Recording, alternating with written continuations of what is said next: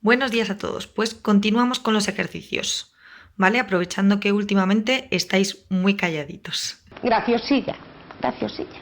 Nos presentan los siguientes datos para elaborar un balance de situación y hacer el correspondiente análisis financiero, ¿vale? Yo lo voy a hacer para el 2002 y entonces a vosotros luego os mandaré a hacer el del 2003.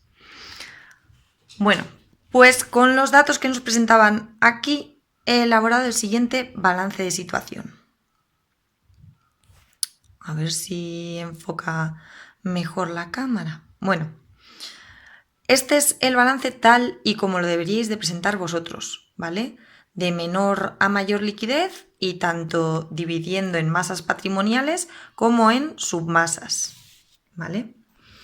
Luego, por la parte del activo, tendríamos el activo no corriente. Dentro del activo corriente encontraríamos el inmovilizado material, ¿vale? Si, por ejemplo, nos diesen patentes o nos diesen la partida de aplicaciones informáticas, tendríamos inmovilizado inmaterial, ¿vale? Pero en este caso, pues solo nos dan las partidas de edificios, maquinaria y amortización acumulada del inmovilizado material. Por tanto, eso forma parte del activo no corriente inmovilizado material, ¿vale? A continuación pasaríamos al activo corriente y lo mismo, lo ordenaríamos de menor a mayor liquidez, empezando por existencias, donde encontraríamos las mercaderías. Después realizable, efectos comerciales a cobrar y clientes. Después disponible, bancos y caja, ¿vale? Total del activo, pues aquí tendríamos la suma. Pasaríamos a la parte financiera de la empresa, que es el patrimonio neto y el pasivo. Dentro del patrimonio neto, ¿qué encontramos? Pues el capital social, las reservas, ¿vale? En este caso nos especifican que son reservas legales. Recordemos que había tres tipos de reservas, las legales, las estatutarias y las voluntarias, ¿vale? En los ejercicios, como habéis visto, hay en algunos que simplemente nos indican reservas y en otro pues nos pueden especificar qué tipo de reservas son. Y la cuenta de pérdidas y ganancias. Esto nos lo pueden poner como pérdidas y ganancias o como resultado del ejercicio, ¿vale? En este caso, como observáis, es negativo, es decir, la empresa ha obtenido pérdidas. Pasaríamos al pasivo no corriente, que en este caso solo encontramos préstamos a largo plazo. Y por último, el pasivo corriente, que tendríamos proveedores y acreedores por prestación de servicios. Bueno, pues como veis, el total del activo y el total del patrimonio neto y el pasivo suman lo mismo, ¿vale? Pasaríamos a hacer el análisis financiero con las ratios. Entonces empezaríamos por la ratio de liquidez.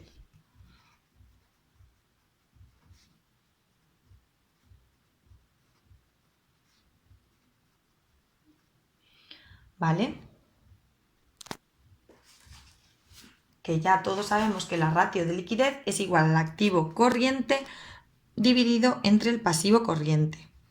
Activo corriente entre el pasivo corriente.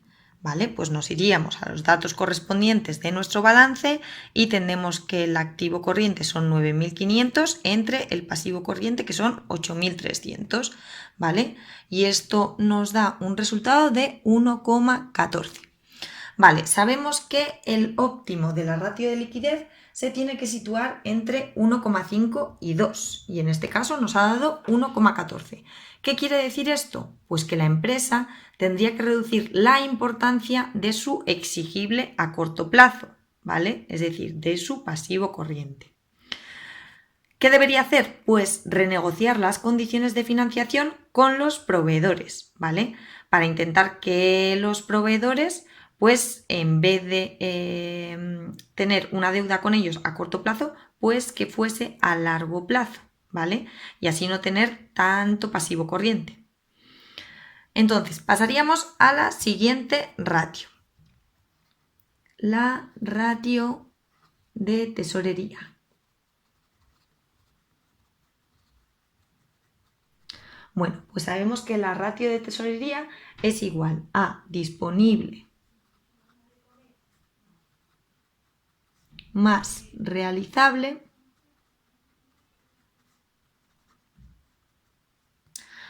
disponible más realizable entre el pasivo corriente, ¿vale?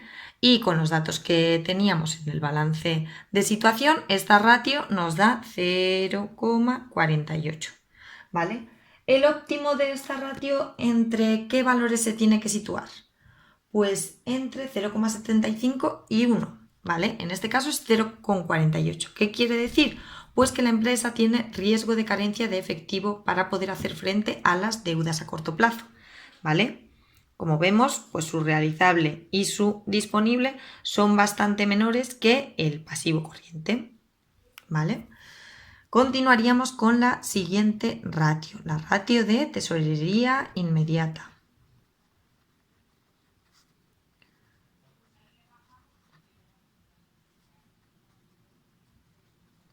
¿Vale? Que sería igual a disponible entre pasivo corriente, ¿vale? Y entonces esto es igual a 0,048, 0,048, ¿vale? ¿Cuáles son los valores óptimos? Pues entre 0,1 y 0,2. Como vemos, esta empresa tiene una ratio de tesorería inmediata muy baja, ¿vale? Porque los fondos líquidos no llegan a suponer como mínimo un 10% de las deudas a corto plazo, ¿vale? Pues continuaríamos con las siguientes ratios. Ratio de garantía.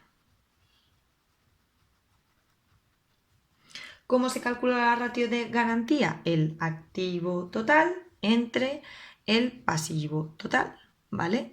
Y esto es igual a 2,69 en este caso. ¿Cuáles son los valores óptimos? Pues entre 1,5 y 2,5. ¿Vale? En este caso tenemos 2,69. ¿Qué quiere decir? Pues que la empresa se aleja de la quiebra técnica, ¿vale? A diferencia de la ratio de tesorería y liquidez que hemos visto anteriormente y que observa la solvencia de la empresa a corto plazo, la ratio de garantía, ¿vale?, lo hace para el largo plazo porque tiene en cuenta el activo no corriente y todas las deudas de la empresa, ¿vale? Pues en principio esta empresa sí que podría hacer frente a las deudas que tiene con los proveedores y los bancos, tanto a corto plazo como a largo plazo, ¿vale? Pasaríamos entonces a la siguiente ratio, que es la ratio de endeudamiento.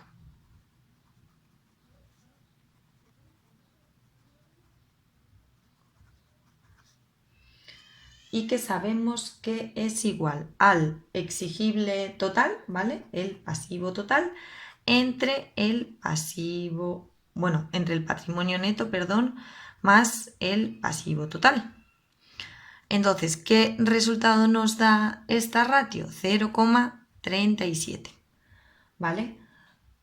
¿Qué nos dice esta ratio? Que su valor no debe ser superior a 0,5, ¿vale? En este caso, pues es 0,37. Es decir, los fondos propios son mayores que las deudas que tiene la empresa. Y si nos vamos a nuestro balance, al balance que hemos efectuado, observamos que esto es cierto, ¿vale? Los fondos propios, es decir, el patrimonio neto, que en este caso son 15.100, son mayores que los pasivos, ¿vale? Que suman 8.900. Bueno, continuaríamos con la ratio de calidad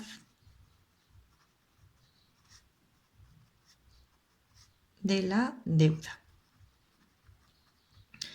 ¿vale?